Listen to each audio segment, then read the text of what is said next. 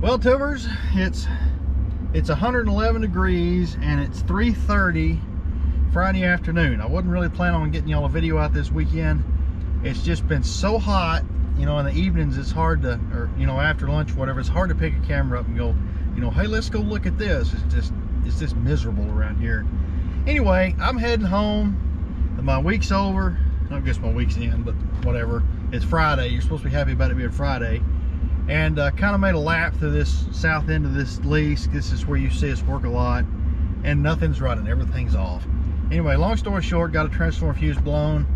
I don't suspect anything's wrong. I think it's just the fact it's 110, the fuse let go.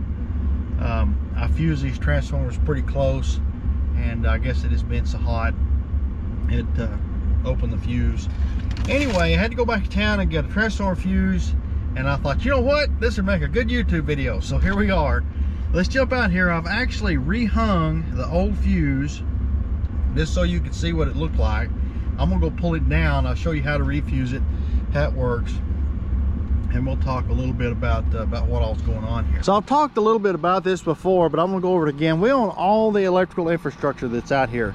So we're provided with distribution voltage, and it comes in. This would be the pole where the electric provider's stuff ends, and it's brought in. It's 7,200 volts phase to neutral, and it's 12,000 volts phase to phase.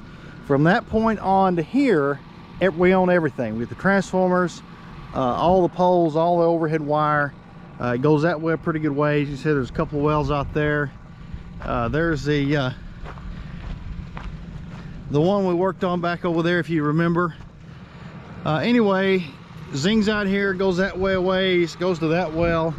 There's a well right there, and then the wires is actually split at that pole. Those wires that you can see farther are energized, but they're coming from, power's coming from the other direction. In fact, you can still see that other well up there running. But anyway, I've got a transformer fuse blown here. You can probably see right there, and you can see it's hanging. The one next to it is still up and it's good. When they fall like that, it's when you can tell that they're blown. It makes them easy to spot. So the first thing I'm gonna do is clip y'all on my pickup, take the hot stick, catch it, and drop that fuse. So I feel like I need to do a little bit of disclaimer here. 99%, probably 99.9% of the time, the transformers on a pole outside your business or your house is owned by the electrical distribution company. That's a mouthful. Tampering with them is actually a felony. These are mine. This is all my stuff. I can do anything I want to with it, but most places this is not only dangerous, but it's highly illegal. So I'd like to get back a little bit and kind of show you about these. I wish I should have brought the bucket out here and it made it easier. But obviously this is a transformer. This is a fuse we just pulled. I don't know how well you'll be able to see, but there's a wire that comes from the fuse down to the top of the transformer. That would be the primary. That would be 7,200 volts to neutral. There's also another stud on top of the transformer. I don't know if you can see it. You probably see the one on the other side, on the other transformer. It's wrapped back to the neutral wire, which is the bottom of the three primary wires. Anyway, that's the input to the transformer at 7,200 volts across the transformer. The output comes out the side. The output of these is 480. There would be one output and another output. Sorry, my pointer, here's a fuse. Another thing to note, you can see there's a 37 written right there. So that 37 is 37 kVA. K stands for 1,000. V is voltage and A is amps. So that's 37,000 volts times amps is the power rating of that transformer. And so what that means is the input current rating would be 37,000 divided by 7,200, which is about 6. I guess I can do it on a calculator, but I just kind of got in my head, you know, the rough numbers, the numbers I use. And then the output being 480 volts would be 37,000 divided by 480, and that's about, I think that's about 90 amps, 80 something amps. Now this is an open delta transformer bank, open delta secondary.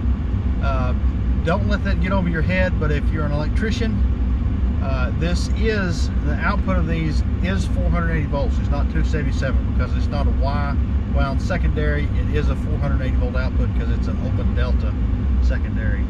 So anyway, how this works is there's a set of forks up there that catch on these two little ears, and it sits just sort of like that, and it lets this pivot up and make contact with another fork. The little fork at the top is energized, and the power travels from that fork through the barrel of the fuse into this part and through these little forks here.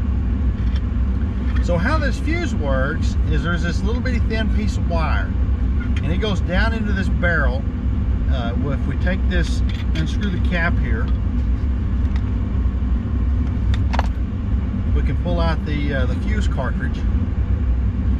This part went down inside this fuse cartridge. There's supposed to be a spring right here. The spring disappeared somewhere. It's probably on the ground out there. And anyway, this little wire is connected in here. It's a couple of inches long, and it gives a mechanical connection, like a piece of cable, like a piece of steel cable. So I did a terrible job explaining this. The little cap that screws on, the power travels through that cap and then through the end of the little green fuse cartridge. And the end of that fuse cartridge is crimped between the barrel and the little cap so that it makes a good electrical connection. Then the power, the only way the power can travel through is through that little bitty thin wire, and if that wire gets, too much current pulled through it, it gets hot and melts and blows, and that's what actually blows in the fuse. And if this gets hot enough, if this wire gets hot enough that it melts, this spring tension pulls the wire apart. Now, when this wire is pulled apart, when this thing is cocked and set, there's a spring here, and I'll show you when I set it. But it's set like this, so this whole thing is hung up and is sort of wedged in, sitting like this. When this fuse blows and this piece of wire lets go, this all moves down like that, and that takes the tension off that's holding this in, and this thing falls down just like that. So to reset this, we'll take our new fuse, we'll stuff the wire through the barrel, and we'll take a look at this. This is a spring I'm talking about that's gone, and if you pull on this, it's physically attached. If that little bitty thin piece of wire here is burnt in two, this just comes out of the end of it. So we'll take our new fuse and stuff it through the barrel here. I'm trying to hold this up so you don't see what's going on. Screw the end cap on. And then there's this nut. We'll take a pair of pliers and take loose.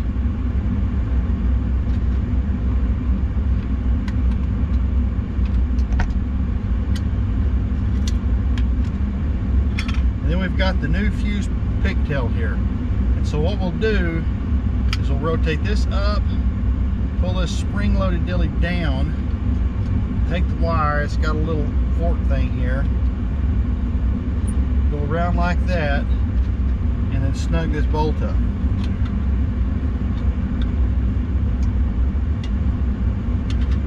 And cut the extra off.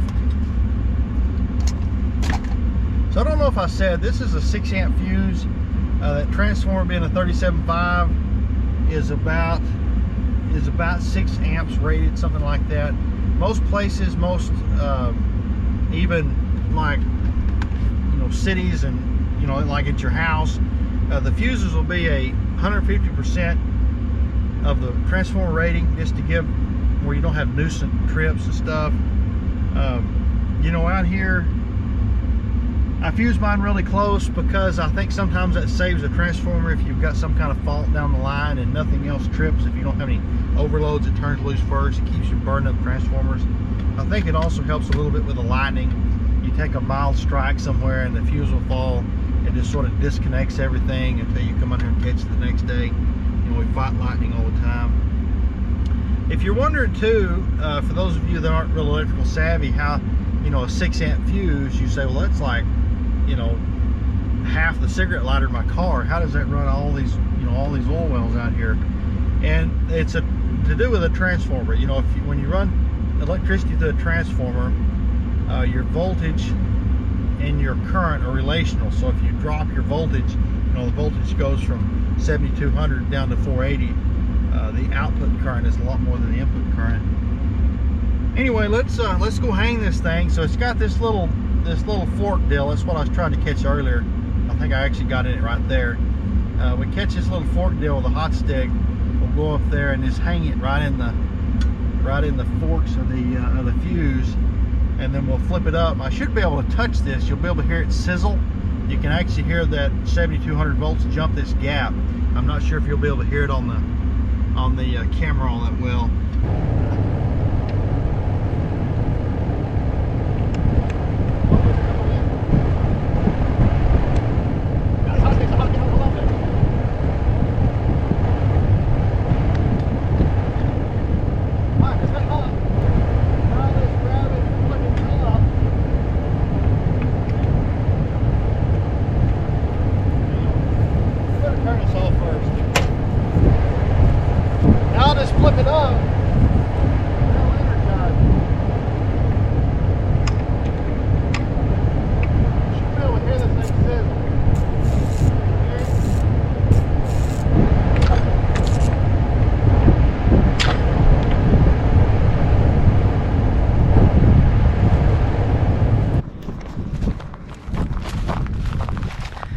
So contrary to what everybody says, let's open this box up and stand right in front of it while we turn it on.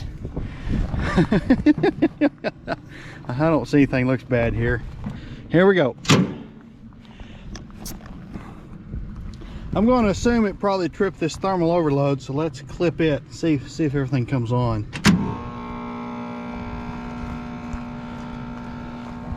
Alright, doesn't took off. Hadn't took off. Hadn't's running. Hadn't's running. I bet that one over there is, yep, I can see it running. All right.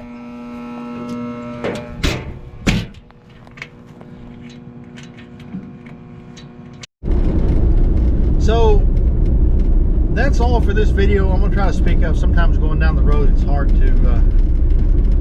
to hear. My pickup says it's 112 right now. Anyway, I got to get out of here before I have a heat stroke. That's all for this video. I picked up a bunch of subscribers, which is awesome. I've been getting tons and tons of comments, which is great. I absolutely read every one of them. To me, that's kind of the best part of YouTubing is reading the comments. It's a great way for y'all to communicate with me.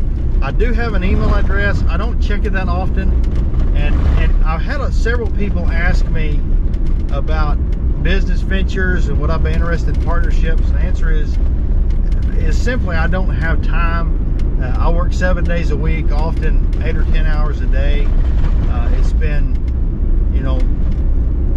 years since I took a day off. I guess that's not true. I did go to Kansas here a while back, but it's a 7 day a week deal out here all the time. Not complaining, it's what I like, but that's just the truth. I don't have time to do anything like that. I do read those. I will get back to you in due time. I'm not ignoring anybody. Enough said. I like the comments. I've had a lot of kind of people local hint around said, hey, you need to make some merch. You need to sell some Zach Life t-shirts and stuff like that. And I wanted to ask y'all that watch my videos if some of y'all be interested in it. I kind of think that's stupid, but then that being said, I bought some stuff off YouTube channels that I like to watch. There's 4 or 5 guys that I watch every video they do, and it's kind of cool to walk around with a t-shirt. Anyway, what else? So I've had a million questions about a million different things in the oil business. How does this work? How does that work? And that's great. I appreciate the questions, but oftentimes the questions that are asked are kind of broad. They're hard to explain. They're not really worth trying to explain in a comment. And I assure you that if you ask me a question, it'll either be answered in the comments or in a future video. The problem with me making videos is for one, it's 112 degrees. But the other thing is I work all the time, and I can't just make something specific happen. Like, how does this work? I can't just make myself have that problem to do a video about it. When that problem arises, it'll be videoed, and there'll be a video about it. But anyway, that stuff has got to kind of come on in its own time. I am going to do a series I'm planning on. I mentioned this quite a bit in the comments. I've had a lot of people ask me, you know, how do you get paid? How do oil leases work? How do, you know, government regulations? How does this? How do you do this? How do you buy an oil lease? And for those of you not in the oil business, may not realize how intertwined and complicated all of those questions are. And I'm going to do a series coming up that says there's something about like, you know, how do oil leases work? How do you get paid? How does the price of oil work? Regulations. What do I hate about liberals? You know, stuff like that. And I'm going to do a series about 4 or 5 videos to kind of explain all that and talk about how intertwined all that information is. That is coming up. I've got to get busy on that. It takes a lot of time to make these. Like I said, I'm not complaining, but it's just one of those things that it's got to happen in its own time. It's not something that I really have the ability to just sit down and spend a couple of days to work on, because I don't have a couple of days to work on it. Anyway, I got a RV video coming out. I think I'm going to try to get it. I'm finishing it up too. I'm going to try to get it out. I might turn this one on Saturday and RV one on Sunday or something. But anyway, appreciate you watching. I wish I could get more videos out for you, but like I say, they kind of come in their own time, but they will come. I assure you, I'm not going anywhere. It's just not something I can spend all my time on.